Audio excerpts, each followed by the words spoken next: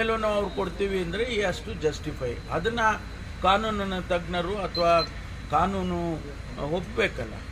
ಆ ಒಪ್ಪುವಂಥ ಕೆಲಸ ಆದರೆ ಆಗುತ್ತೆ, ಇಲ್ಲದೆ ಹೋದರೆ ಅದಕ್ಕೆ ವಿರುದ್ಧವಾಗಿ ಆಗುತ್ತೆ. ಇವತ್ತಿಂದ ಸರ್ಕಾರದಿಂದನೂ ಜನಾಂದೋಲನ ಶುರುವಾಗಿದೆ ಸರ್, ಪದಯಾತ್ರೆ ಬಗ್ಗೆ ಅದ್ರ ಬಗ್ಗೆ ಸರ್. ಹೌದು, ನಾವು ಈಗ ಸತ್ಯ ಜನಸಮುದಾಯಕ್ಕೆ ತಿಳಿಸ್ಬೇಕಲ್ಲ.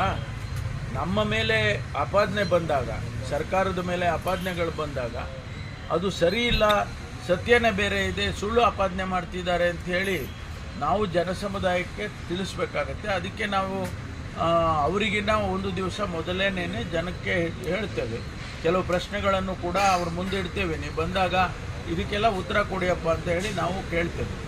ಸರ್, ರಾಜ್ಯದಲ್ಲಿ ಕಳೆದ 3 ವರ್ಷದಲ್ಲಿ 40,000ಕ್ಕೂ ಹೆಚ್ಚು ಮಹಿಳೆಯರು ನಾಪತ್ತೆಯಾಗಿದ್ದಾರೆ. ಈ ಬಗ್ಗೆ ಮಹಿಳಾ ಆಯೋಗದ ಅಧ್ಯಕ್ಷರು ತಮ್ಮನ್ನು ಭೇಟಿ ಮಾಡಿದ್ರು. ಯಾವ ರೀತಿ ಇದನ್ನೆಲ್ಲ ಪರಿಶೀಲನೆ ಮಾಡ್ತಾ ಇದ್ದೇವೆ. ಅನೇಕ ಜನ ಅಷ್ಟೊಂದು ಸಂಖ್ಯೆ ನೀವು ಹೇಳ್ತಾ ಇರೋದು ಸರಿ ಇಲ್ಲ.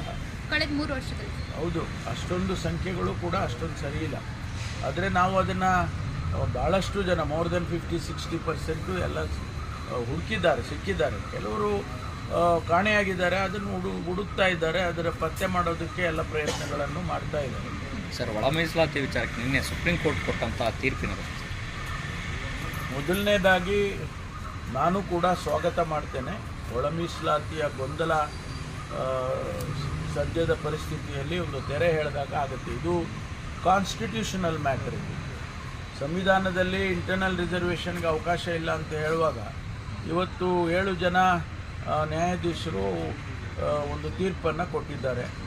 ಇದು ಒಂದು ರೀತಿಯಲ್ಲಿ ನಮಗಿರ್ತಕ್ಕಂಥ ಸಮಸ್ಯೆಯನ್ನು, ಕರ್ನಾಟಕದಲ್ಲಿ ನಮಗಿರ್ತಕ್ಕಂಥ ಸಮಸ್ಯೆಯನ್ನು ಬಗೆಹರಿಸುತ್ತೆ. ಸದಾಶಿವ ಆಯೋಗ ಮಾಡಿದಾಗ ಒಳ ಮೀಸಲಾತಿಯ ಟರ್ಮ್ಸ್ ಆಫ್ ರೆಫರೆನ್ಸ್ ಇಲ್ಲದೇ ಇದ್ದರೂ ಕೂಡ ಅವರು ರೆಕಮೆಂಡೇಷನ್ ಮಾಡಿದರು. ಇವತ್ತು ಅವರು ಅದು ಬಗೆಹರಿಸೋದಕ್ಕೆ ನಮಗೆ ರಾಜ್ಯ ಸರ್ಕಾರಕ್ಕೆ ಅನುಕೂಲ ಆಗುತ್ತೆ.